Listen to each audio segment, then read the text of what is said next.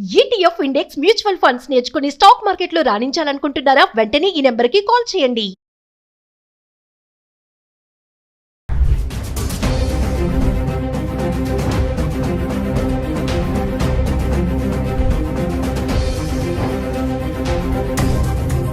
Hello viewers, welcome back to our channel. ప్రస్తుతం మనతో పాటు ఉన్నారు ఎంఎన్సీ ఎగ్జిక్యూటివ్ 25 ఇయర్స్ నుంచి అమెరికాలో ఉంటున్నటువంటి వీరభద్ర సార్ గారు. సార్తో మాట్లాడదాం. ప్రెసెంట్ అమెరికాలో సిచ్యువేషన్ ఎలా ఉంది అనేది.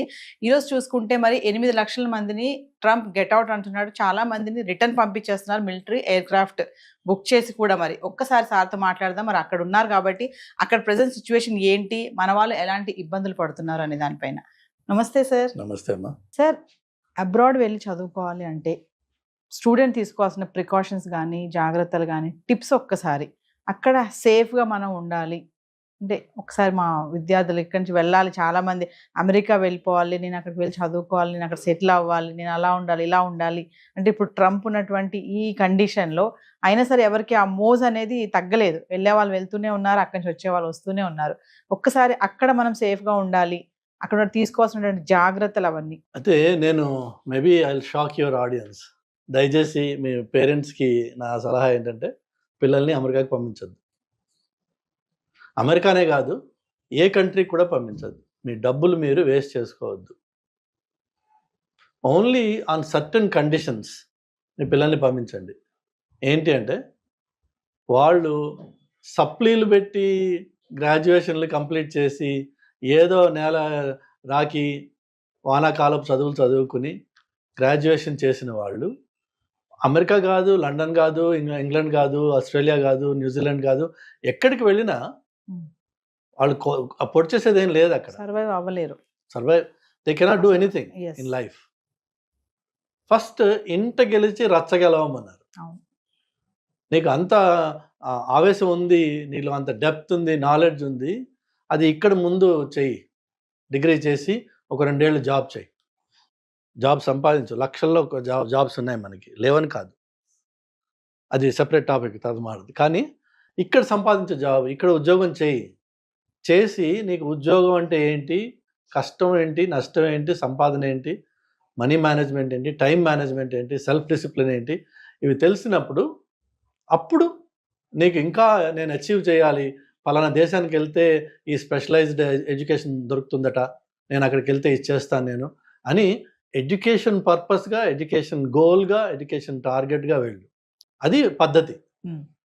మనకి 100 సంవత్సరాల నుంచి ఇలా చేస్తూనే ఉన్నారు చాలామంది.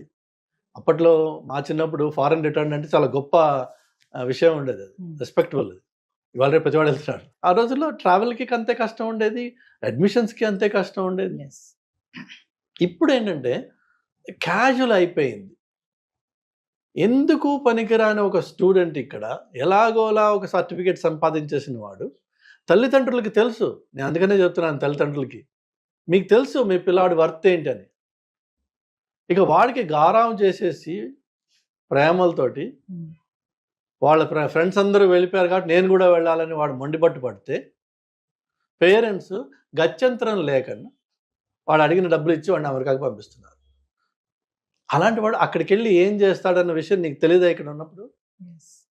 రీసెంట్గా నేను 6 months or 1 year క్రితం హైదరాబాద్ కుర్రాడు షికాగోలో వెళ్ళి, hardly the first month or so, Chicago చలి చాలా భయంకరమైన చలి ఉంటుంది కొన్ని టైమ్స్లో.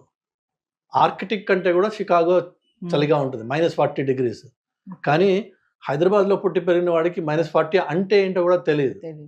బాగా తాగేస్తే వాడు గొడవ చేస్తే ఒక హాస్టల్లో ఆ పిల్లలు వాడిని బయట పంపించేశారు. నెక్స్ట్ బిల్డింగ్కి వెళ్దామని అక్కడ నాక్ చేస్తే ప్రాబబ్లీ ఈ వీళ్ళు వాడికి చెప్పేసి ఉంటారు, వాళ్ళేమో వీడికి డోర్ ఓపెన్ చేయాలి. 10 minutes చాలు ఆ చలిలో బయట ఉంటే చచ్చిపోవడానికి. చచ్చిపోయాడు.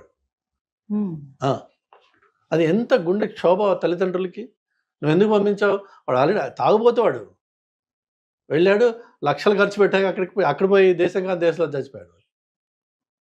అలా చేయొద్దు. అంటే మీ పిల్లలకి మీరే నరకం వెతికి వాడికి డైరెక్ట్గా ఎంట్రీ ఇస్తున్నారనమాట. లేకపోతే ఏమవుతుంది, అక్కడికి వెళ్తున్నారు, ఏదో ముక్కు చివన పెట్టి వాడి దగ్గర వీడి దగ్గర కాపీ చేసి ఒక MS సంపాదిస్తారు. కానీ ఏమాత్రం నాలెడ్జ్ ఉండదు వాళ్ళకి. వీళ్ళని వాడుకోవడానికి world body shopping consulting companies ఉన్నాయి. ఓపిక ఉంటే వాళ్ళు వాడుకుంటారు వీళ్ళని, లేకపోతే వాళ్ళు ఏం చేయలేరు. నెక్స్ట్ ఏమవుతుంది, అమెరికాలో మా నాన్న అమ్మ అమెరికా పంపించడానికి 20 లక్షలు 30 లక్షలు 40 లక్షలు అప్పో సొప్పో లోనో ఏదో చేసి ఏదో అమ్మి నన్ను పంపించారు ఇక్కడికి, నేనేం చేయలేకపోతున్నాను అనే క్షోభ, ఫైనల్ గా సూసైడ్ చేసుకున్నా ఆశ్చర్యపోవాల్సిన అవసరం లేదు. లేకపోతే ఎందుకు పనికిరాని వాడిగా వెనక్కి వస్తాడేమో, అది కూడా వెనక్కి రాలేడు. ఎందుకంటే మనకి మన సొసైటీలో మన దరిద్రం ఏంటంటే పక్కింటి వాడు ఏమనుకుంటాడు, ఎదురింటి వాడు ఏమనుకుంటాడు అనే బాధ ఎక్కువ మనకి. మన తల్లిదండ్రులు మనల్ని ఆదరిస్తారు వెనక్కి వెళ్తే అనే ఆలోచన రాదు. అది రాదు. అంటే మనం మంచి చేసినా చెడు చేసినా వాళ్ళు ఏమనుకుంటారు వీళ్ళు ఏమనుకుంటారు.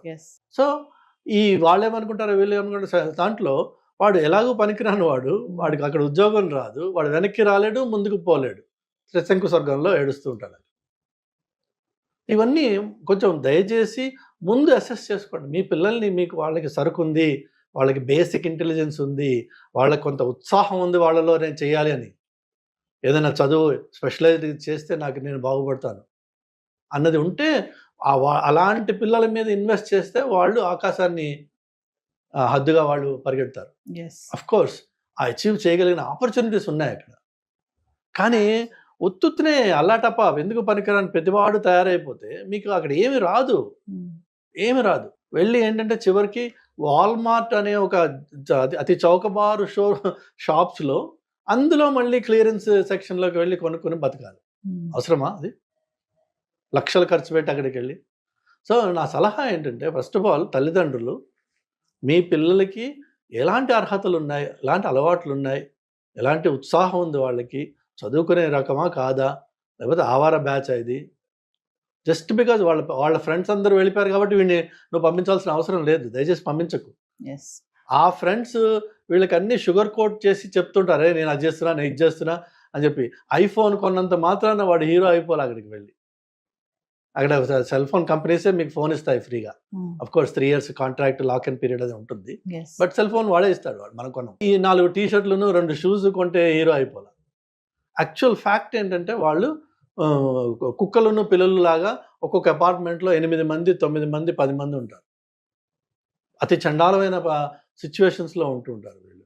కాక్రోచెస్ ఇన్ఫెస్టెడ్ అపార్ట్మెంట్స్ ఉంటాయి అవి. ఎందుకంటే మీరు ఇక్కడ ఎక్కడికక్కడ క్యాష్ క్రంచ్ ఉంటుంది కదా, సో చౌకగా దొరికే అపార్ట్మెంట్స్ ఎక్కడ ఉంటాయి, ఆ చౌకగా దొరికేది అన్హైజీనిక్ గా ఉంటుంది ఆటోమేటిక్. అలానే ఆ చౌకగా దొరికే ఏరియాస్ ఏవైతే ఉంటాయో అవి హైలీ ఇన్సెక్యూర్.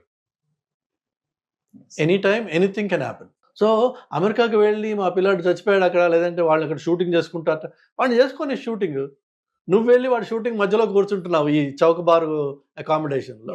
ఆఫ్ కోర్స్ ఆటోమేటిక్గా మరి వాడు షూటింగ్ వాడు చేసుకుంటున్నాడు, నువ్వు వెళ్ళకపోయినా వాడు చేసుకుంటున్నాడు. నువ్వు వెళ్ళి వాడు షూటింగ్ మధ్యలో కూర్చున్నావు అనుకో, తప్పు నీది, వాడిది కాదు. అదే ఈ మధ్య కాలంలో చూస్తున్నాం చాలా మంది అక్కడ చనిపోతున్నారు మన ఇండియన్స్ అనేసి అంటున్నారు.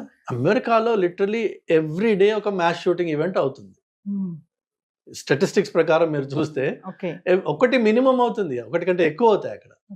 ఎందుకంటే అక్కడ ఓపెన్ క్యారీ గన్స్ ఈజీగా, మీకు చాక్లెట్ కంటే ఈజీగా గన్ దొరుకుతుంది, అండ్ ఓపెన్ గా మీరు క్యారీ చేయొచ్చు దాన్ని లీగల్గా. కాప్స్ మిమ్మల్ని ఆపి దాన్ని బయట తీయని చెప్పి అడిగే హక్కు లేదు వాళ్ళకి. సో అమెరికాలో ఆ రైట్స్ ఉన్నాయి వాళ్ళకి. ఏ లిటి కొంచెం కోపం వచ్చినా పిచ్చోడి చేతిలో రాయిలాగా, ఇక్కడేమో రాయి ఉంది, కొడితే బొప్పి పడుతుందేమో, వాళ్ళ దగ్గర గన్ ఉంది, షూట్ చేస్తే చచ్చిపోతుంది. There is no two ways about it. So first of all parents తప్పిది, ఫండ్ చేసి లక్షలు పెట్టి పనికిరాని వాళ్ళని అమెరికాకి పంపిస్తే వాడు అక్కడికి వెళ్ళి పనికిరాని జీవితమే ఉంటుంది. సో పంపించకండి దయచేసి. ఆ ఇన్వెస్ట్మెంట్ ఇక్కడ పెట్టి ఇక్కడ ఏదైనా బిజినెస్ చేయండి, దర్జాగా రాజాలా ఉండొచ్చు. నువ్వు సరదాగా అమెరికాకి టూరిజం మీద వెళ్ళి నయాగరాలు అవి చూసిరా, ఎందుకు ఈ కష్టం ఎందుకు పడాలి అక్కడికి వెళ్ళి. సో ఫైనల్ గా అక్కడ ఉంటున్నటువంటి మన వాళ్ళకి, ఇంకా వెళ్ళాలి అనుకునే వాళ్ళకి మీరు ఏమైనా చెప్తారా? వెళ్ళాలి ఇంకా అనుకునే వాళ్ళు దయచేసి నేను అక్కడికి వెళ్ళి ఏదో ఒకటి చేసుకుని సంపాదిస్తా అనే మైండ్ సెట్ మార్చుకోండి. అమెరికాకి వెళ్ళి అక్కడ ఒక యూనివర్సిటీలో చదవాలంటే ఎంత ఫీ అవుతుంది, దాన్ని మీరు కట్టగలరా out of pocket, number 1. Number 2, accommodation. Ideally American చదివిన వాడు, అమెరికాలో మాస్టర్స్ చేసిన వాడు ఉండాల్సిన పద్ధతి ఏంటంటే, మీరు కాలేజ్ క్యాంపస్లో ఉంటూ మీ majority of your time you need to spend in the library. Yes. ఎందుకంటే ప్రొఫెసర్స్ కూర్చోబెట్టి డిక్టేట్ చేసి నోట్స్ ఇవ్వరు. ఐడియల్గా మీరు చేయాల్సింది ఏంటంటే every ideal are you need to spend in the library. ఆ లైబ్రరీ యాక్సెసిబుల్ ఎక్కడ? మీరు హాస్టల్లో ఉంటే మీ క్యాంపస్లో ఉంటుంది. సో అందులో ఉంటూ ఒకవేళ అవకాశం దొరికితే క్యాంపస్లో 40 hours వాళ్ళు వర్క్ చేసుకునే అవకాశం ఇస్తారు. అది అఫ్కోర్స్ అందరికీ ఇవ్వకపోవచ్చు. సో ఒకవేళ అవకాశం అది దొరికితే చేయండి.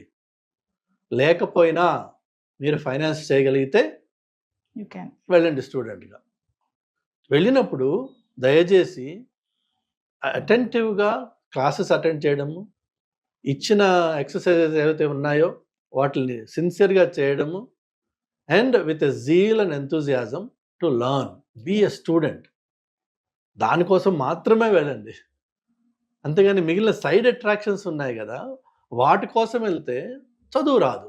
ఎస్. చదువు రాకపోతే చేయగలిగింది ఏమీ లేదు అక్కడ. చదువు వస్తే మాత్రం పరిస్థితి ఏంటంటే నిజంగా అందులో మనకి ఇండియన్స్ పిల్లల్ని చాలాసార్లు ఏమంటారంటే మనం వీఆర్ గుడ్ ఎట్ మ్యాథ్ అనే ఒక ఎస్. గ్లోబల్ ఇంప్రెషన్ ఉంది. Indians and Chinese are good at math. మనం తొందరగా 2+2 ఆర్ 2+2 ఆర్ 2-2కి జవాబు ఇవ్వగలిగే కెపాసిటీ ఉంది. వేరేజ్ వెస్టర్న్ కిడ్స్కి క్యాలిక్యులేటర్ కావాలి 2+2 అంటే. సో మనకు ఆ బేసిక్ ఇంటలెక్ట్, ఆ బేసిక్ స్కిల్ మన డిఎన్ఏలో ఇచ్చారు. ఎస్. దాన్ని కొద్దిగా షార్ప్ చేసుకుంటే ఈ రోజున next 25 to 30 years IT world ఏదైతే ఉందో is going to be ruled by data. Yes. Data is AI, data is ML, data is everything.